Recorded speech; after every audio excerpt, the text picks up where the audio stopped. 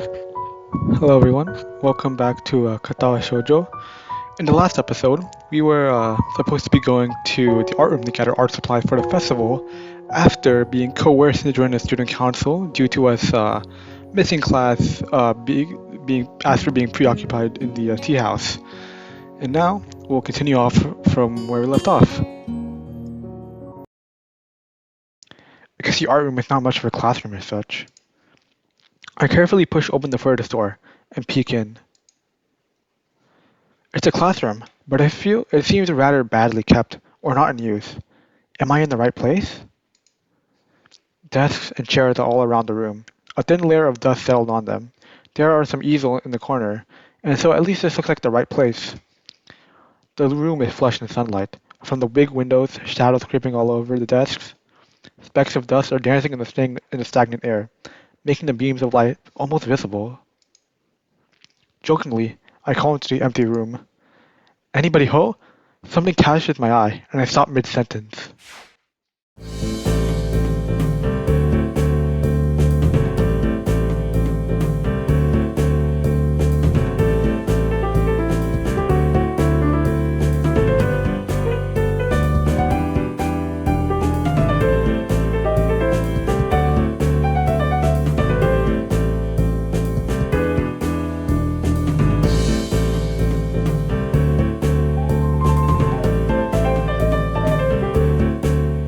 Sitting on a desk is a short-haired girl, curiously wearing a boy's uniform, with a fork between her toes, a morsel of food stuck firmly on the end.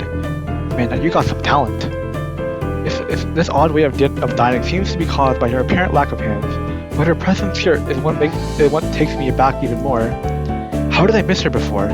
She's sitting in the corner, very still, but I still somehow took her as part of the furnishing or a statue at first glance. I'm not being too observant today, as a whole. Yeah, you want to do.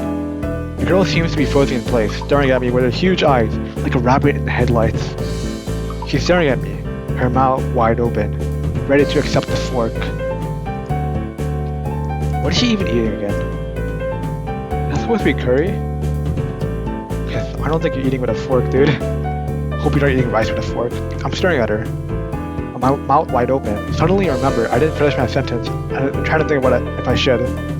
This weird statement keeps us both stunted in silence, punctuated only by the wall clock ticking rhythmically. Hello. The girl stuffed her fork full in her mouth and is staring at me expectantly while chewing. This is a bit awkward. Hello. I was told to pick up some supplies from here for some festival stalls. I didn't think there'd be someone here. There isn't. That's why I came here too. She picks up another forkful. Doesn't that mean you're here dead? She raises her eyebrows as if she was expecting my observation was false. You're pretty observant. I guess it does. But who are you? This girl is pretty straightforward, isn't she? I'm Nakai. Hisao Nakai. Just transferred in on Monday. I'm Rin. Tezuka Rin. Rin Tezuka. I won't shake hands with you, but at least we know who we are now. That's very nice. Her deadpan manner of talking makes it hard to determine whether she's joking about shaking hands or not. Okay, I will try to have that voice, but it's gonna be hard. It kind of bothers me. Joking about these matters doesn't feel appropriate at all. I'm trying to figure out what's appropriate and whether this girl, she seems to have lost interest in me and now gazing yearningly back at her food. Can I continue my lunch? If you don't mind me, I won't mind you. If you need to get your stuff, the supplies are at the back. Go right ahead. But lunch? School's already over for the day. Oh yeah. I'm right. Wait a minute, yeah. What word would you use then? There's no word for a meal you eat after lunch, but before dinner, right? It bothers me very much too. But I don't know what I should say. This is a snack, dude. Like, if I'm having a meal, it doesn't matter. Like, sometimes I eat at 4 or 5 and I forgot to eat lunch. Like, the say as a snack or like, I don't remember. I don't think you're supposed to eat a meal between lunch and dinner to begin with. Some people do. But I'm hungry now, and my delicious box won't go to waste otherwise. I have curry, so it's very delicious. Which, with much divisiveness, Rin once again picks up the fork between her toes with at least as much impoliteness, and she points straight at me. So, Nakai, what brings you to this place? Like I said, I was told to look for these things. No, the school. From outside, you look fine. Is your problem inside? I come to a full stop, opening my mouth, but not getting a word out. I can guess. I'm good at guessing, better than most people. Rin cuts me off before I can answer her question, or skirt around something, or skirt around it somehow. I don't know which I would have done. I froze in front of the issue again. I haven't even told anyone here about my condition, or maybe it's only because it hasn't really come up. I do get the feeling that not making issues if this is part of the social code here, as the teacher said. I wonder if the people could relate. Probably not any better than any normal person could. I can't relate to Shizune's circumstances or Lily's either. Naturally, while I go through this in my head, Rin keeps considering what my condition could be, with an overtly contemplative look on her face. She puts the fork between her lips and leans back, looking at the ceiling as if the answer was written up there. A beam of light illuminates her face from the window side, creating a mask of dark shadow on the other side. I don't think there's anything wrong with your head, and something in your guts would be boringly ordinary, like this lunch of mine, and less delicious. The problem must be your pants. The problem must be in your pants. This messed up Sherlock Holmes kind of statement and the sheer lack of tact it was delivered catches me completely off guard. I think this might have reeled back even physically as Rin's eyes widened in revelation and astonishment. So I was right. There's something wrong with the tackle, isn't there? Tackle? Never heard what that is about. Still partially in shock, but recognizing the need to reply something, I spread out the first thing I could think of. No, nothing. Nothing like that. I have a heart problem. Arrhythmia. I don't know. I'm gonna next time. I'm gonna try to like search up or kind of get hearing of the spelling, so I don't say it wrong. I said it. More like blurted it out, but I said it. The girl in front of me pursues her lips together and glowers at me, looking very disappointed. Disappointed in what, dude? How boring. Troubles in the pants would have been much more scandalous. I don't want to go any further. What's with this reaction? I'm sorry to let you down. I forgive you. I just collect people in person. I forgive you. I collect people and in person with, that kind of problem would have been really great. Collect people? People with different problems. So you just go around asking people what's wrong with them? Oh, that's kind of weird. Pretty much. Hey, she's honest. I see. With little left to say, Rin resumes her lunch, and the conversation dies anyway. But I keep thinking about what she said. What was said, not what she said. It's the first time I told anyone about my condition. All the other people have either known about it already or heard about it from someone else. Or didn't even need to know about it, like every other student here so far. Should I have told it as a natural part of introductions? Is it expected of me? Hi, I'm Masao. I have a very serious heart condition. Is that how I'm supposed to go around introducing myself from now on? As if our disabilities were to define us. What a disgusting thought. Or maybe this Tezuka girl has a natural interest in such things. As I walk to the back of the room to pick up the items on Misha's list, a chance opens to study Rin from the corner of my eye. Her hair is a burnt auburn, almost orange, and cropped short. Long hair would probably be impossible with no arms. The boy's uniform and lack of arms makes her look very thin, almost scrawny. She is not particularly pretty except for her murky green eyes, which flicker restlessly from below her short bangs, even when she eats. The distance and the shadows make it seem like they don't reflect sunlight at all, but instead absorb all of it within them like deep wells. She moves her feet almost as deftly as a normal person would use her arms. However, I can see how this height would discomfort people, especially while eating. It makes me feel a bit uncomfortable at least. I hesitate to think about the word unnatural, but it's too late now, is it? Isn't it? I keep searching the cabins and shelves for Misha's things, but after enough time passes, the silence grows too uncomfortable. So I try to force some conversation out of the strange girl. So, do you always eat alone this late? Do you always eat alone and this late? Or do you get the occasional visitor? Visitors? Maybe it might be my first occasional visitor, but I don't always eat alone either. Sometimes I eat with I see a certain person on the roof. She's not horsing around. Horsing? She likes to do sports. Oh. And that's all I can think to say. Both of us fall again silent, and Rin forks the last bits of her meal into her mouth. I look down at my haul, double check it with Misha's list. It seems I have everything except plywood. So I think I have all the things now. That's very nice of you. Don't feel obligated to stay. I was about to take a nap anyway. You can do whatever you are going to do with that stuff anyway, right? Or perhaps you want to watch girls sleeping. I'm not sure what to make of this, but Rin looks serious. Even if I did, I think I'd have to be going. I'll catch you around, Tezuka. You can call me Rin. I feel like our relationship at this point doesn't warrant this much. Really? Okay, dude. I was already turning to make my exit, but she draws me back in. Fine, then I'm Mrs. Hao. Then you are.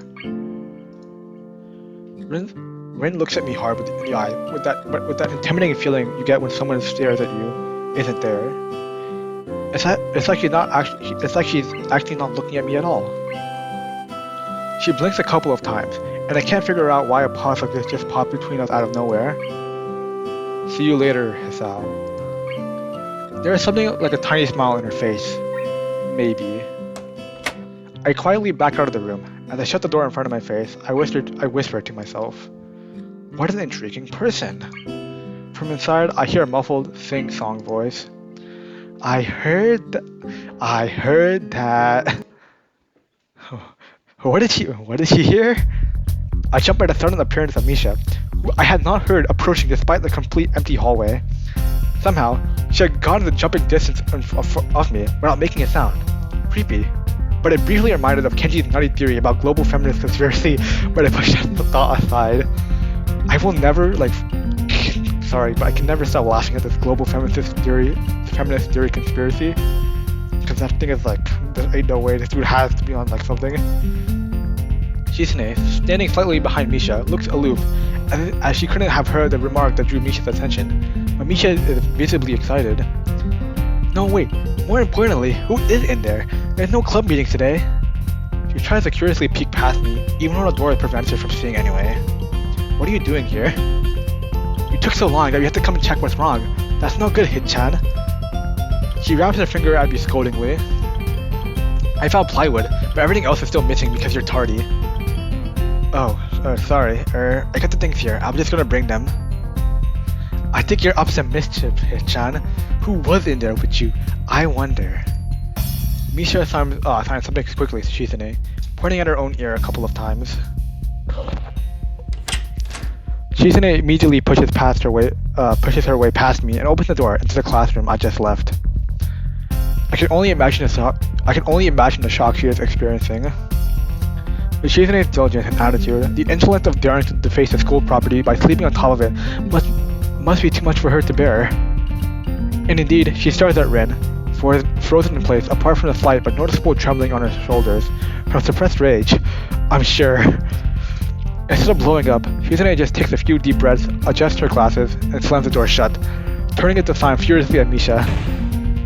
Maybe she did blow up, but I can't understand it.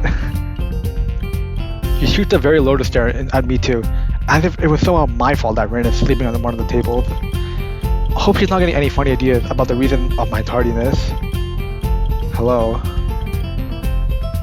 Rin's voice comes from the other side of the door, and it takes a few eye blinks to realize she might have trouble opening it. I opened the door to find Rin directly behind it, looking at us with half-interested, half-sleepy face. Hello. Hello. Hello. Wait. I don't have a voice for her. Let me try. Hello. I'll do that for a voice. Miss Tezuka, what do you think you're doing? You absolutely are not permitted to use school property for such disgraceful activity. It sure is very crowded in there. I didn't know this was very popular. It's hard to say whether she's happy or unhappy about this turn of events. At any rate, she ignores Shizune/Misha's scolding too, so they have no choice but to drop the issue. Shizune taps Misha's shoulder, points at Rin, and makes some quick signs.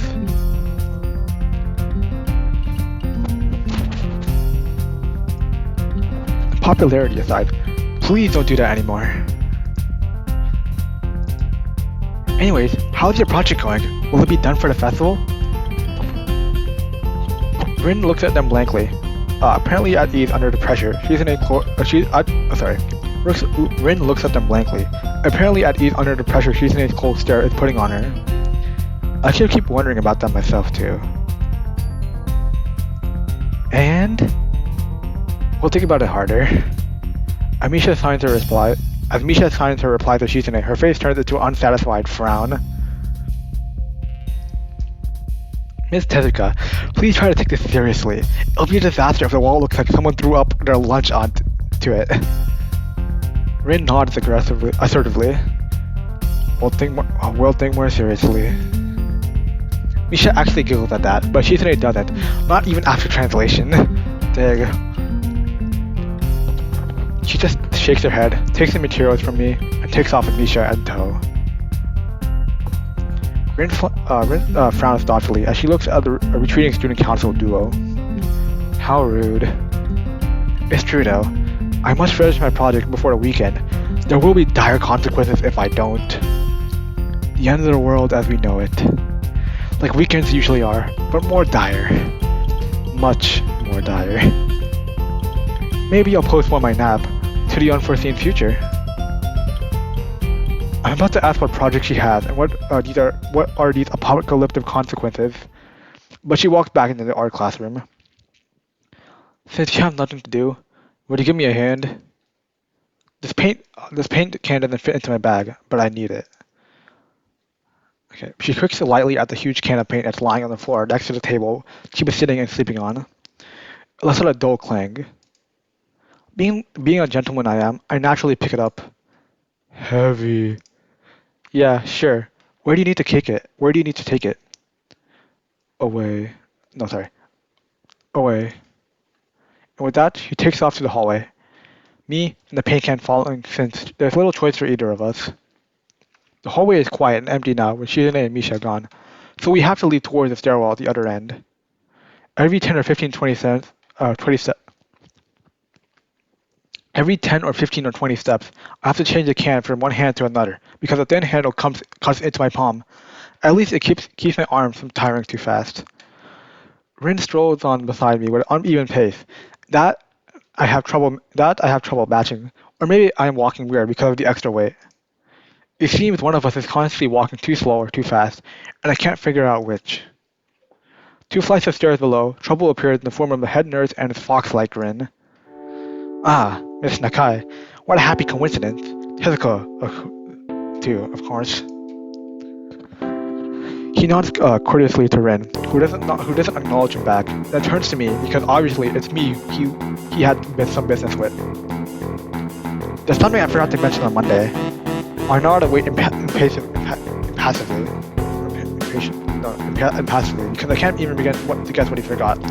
The feeling of the handle delving deeper into my skin doesn't make me feel enthusiastic about this interruption either. It's about your medications. Since you haven't been on Since you haven't been that long on your current medications, there might be some unexpected side effects, which might require some adjusting dosages, or even change to another kind of medication. So we'll do a few tests regularly. But what I want for you to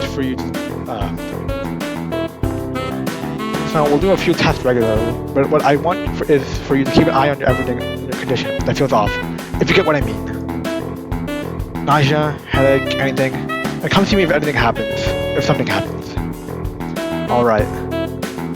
So, how are you? Everything fine? I give up and drop the can on the floor before answering him. Apparently this takes longer than my biceps can handle. Dude, hit the gym. I'm about to say something generic as an answer, but then I realized how often I've done that lately. Other people have asked me to do that too. Teachers and students here, my parents, visitors, nurses, doctors at the hospital. Everyone seems to be concerned about that. It's natural for a hospital, not so much for a school. Except this school. This is a small school, and both student base and faculty seem to be very tightly knit. At least that's the feeling I'm getting. And this is not the kind of school that gets transfer students too often. The thought sends shivers up my spine, but I give a generic answer anyway. Who's the answer? That's great. Also, one other thing. My sources tell me that you've been neither at the school track or even the pool. So, okay. My sources tell me that you've been neither at the school track nor even at the pool. So I'd like you to know if you're taking any exercises as I asked. Of course, I haven't. But the way of inquiring makes you give a feeling that I should have been running my ass off on the track since the very first day. You have people spying on me?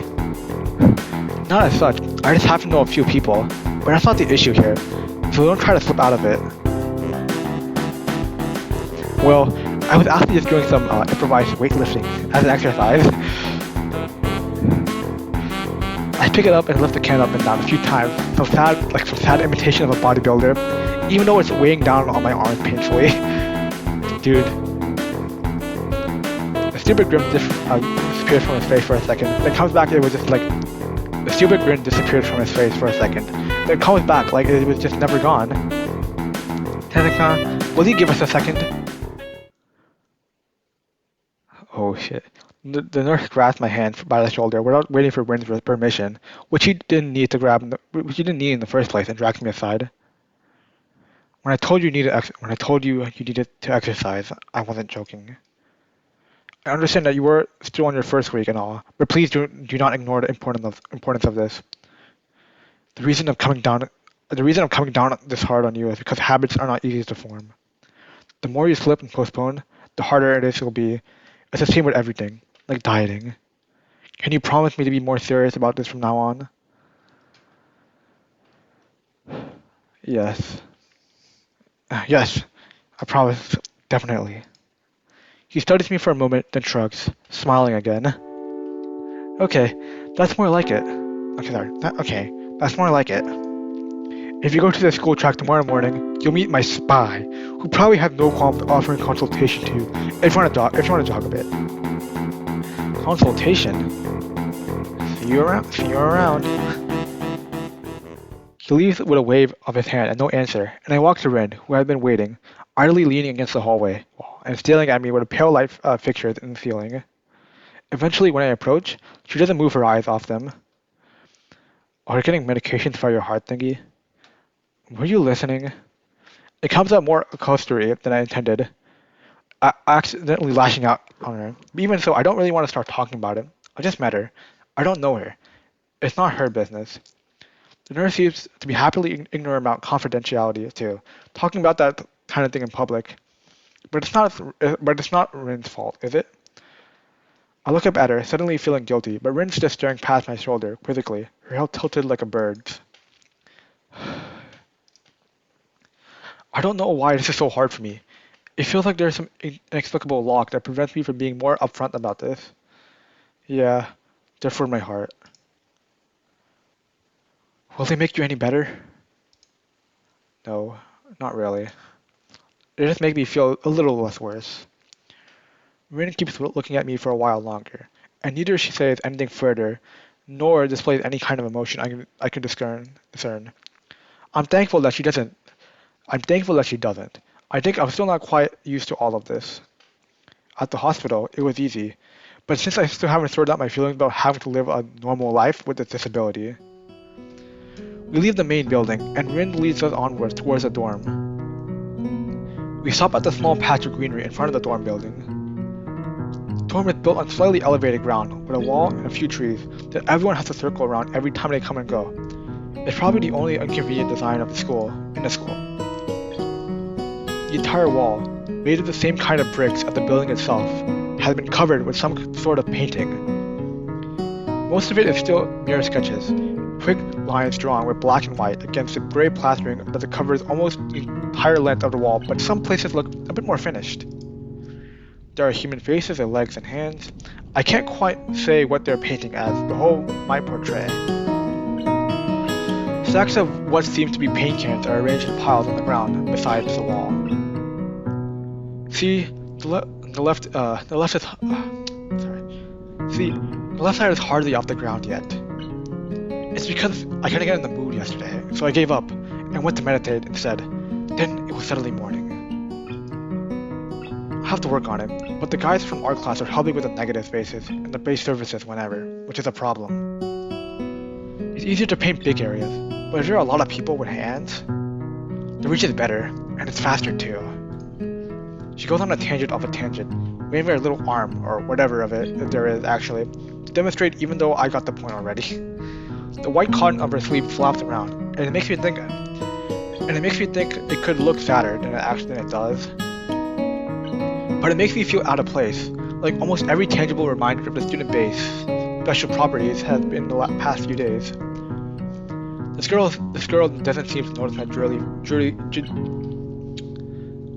doesn't seem to notice my dreary feelings, of course, or the fact that she lost me a while ago, and just keeps on blabbering. So that's why I'm just trying to figure out why there's something I need to figure out, and I figure out before it's too late, then all hope is lost. Why would the hope be lost? Because paint has to be painted, and it has to be dried, then it has to be painted over with another kind of paint. It takes time. She finally stops, apparently thinking she made some kind of statement that makes sense. I think it's best to start from the top. So, this is your project? You did this? Yes. All of it? Yes. Oh, nice, but... I stumbled with my words, suddenly feeling like I walked straight into the minefield of political incorrectness. It's okay, you can say it. I probably won't get mad. I blush really hard. I don't really know what would be the right thing to say, if any. It feels like I'm way more sensitive than Rin is, though. This is really awkward. Don't you want to ask? How do you paint without hands? See, I'm an easy person to talk to, with my feet, of course. I almost guessed that already, but isn't that hard to do? You're good at guessing. Anyways, I don't think it is, but maybe I'm used to it by now. I can't get my mind around the fact that she could be an artist, but seeing how adept she was using her feet to eat, I figured painting might not be a problem either. Neither of us has anything more to add to the subject. The afternoon light works pretty well. I was afraid it would look too flat, but it's not like that after all. I think it's actually pretty interesting. I wanted to see what it looked like in the dim light. Do you think it's flat? Well, paintings tend to be flat. Not like that flat, you know? Flat, like some people are. No substance, no meat, where there should be some. Okay, I'm not gonna say that. Okay, I'm gonna try it again. I know a few girls who... Okay, I get it. But I couldn't really tell. I'm not that good with art. I can't name many artists or artistic terms. So, I don't really have anything to say. Rin shrugs her shoulders at that, saying, suit yourself, without saying it, and looks up at the sky, as if trying to look for something up there. I didn't think I'd get any actual work done, but if you give me a hand with the paint, I could do a little before it's too dark. I wanted to get a halogen lamp like the ones they have for the sports track, but there aren't any. Rin is quickly to recruit my help, as well as Shizune. It makes me feel that the festival is such a big project that every pair of hands is needed. Why not? I'm not really sure if I can be of any help though. It's just making some paints. You can do that. Probably. You have motor control problems? Like, you know, Those people have some? Cerebral palsy? Maybe? Not palsy, palsy. Let me try it. I'm gonna do that one more time. Not that I know of. I get it. Hard thingy has nothing to do with that. She gave me a sly look for no reason. No, it doesn't. Let's do it then. Let's do it then. So she sits on an empty wooden box and very naturally picks up a wide brush between her toes of her bare right foot. I opened a few cans and poured some of the contents into shallow bowls of mixing. The thick paint flows lazily from the can into the bowl, like syrup. I mixed them, creating funny, hypnotic-looking swirl patterns that melt quickly into each other to form a new monotone hue. Rin sets to work, every now and then, asking me for a hand with something or the other. Finding different brushes is easy enough, but mixing the paints to be the exact tone this girl is apparently seeing in her head is a frustrating ordeal. She wants precision down to the last milliliter, not millimeter, before she is satisfied. But her instructions are obscure at best. Add half a splash of green. I crouch down to pick up the can of bright green, the other green, this green. I carefully pour some of the other green into the mixing bowl. No, that's almost a whole splash. More white. Is green a good color to add? No idea. You're the artist here. A hint of smile appears in the corners of her mouth. Do you lack an opinion? Would you like a second opinion? Sorry. No. It's just that I have no idea. It's okay. Because I got an idea. Add more white. With this exclamation, I pour a minuscule amount of white into the bowl and mix it. It looks slightly whiter. That's not good. It has to be like the color when you wake up and you know that you saw the meaning of life in your dream, but you can't remember it. Do you have like dreams like that? Maybe it's yellow.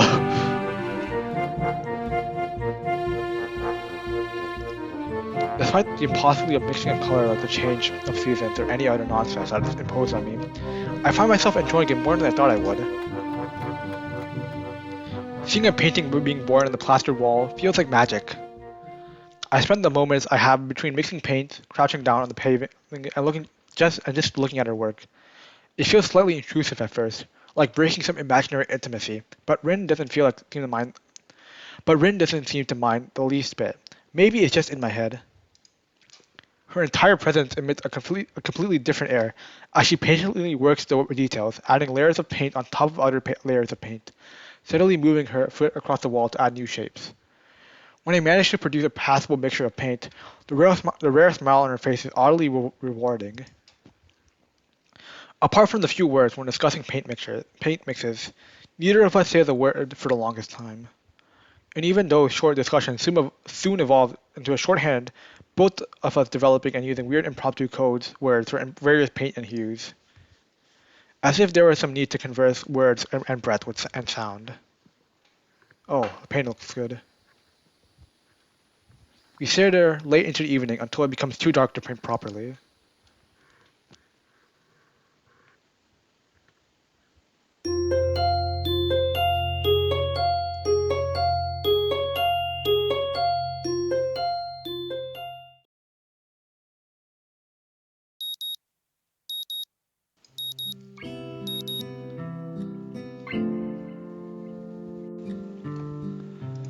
Okay, so I'm gonna end today's episode off here.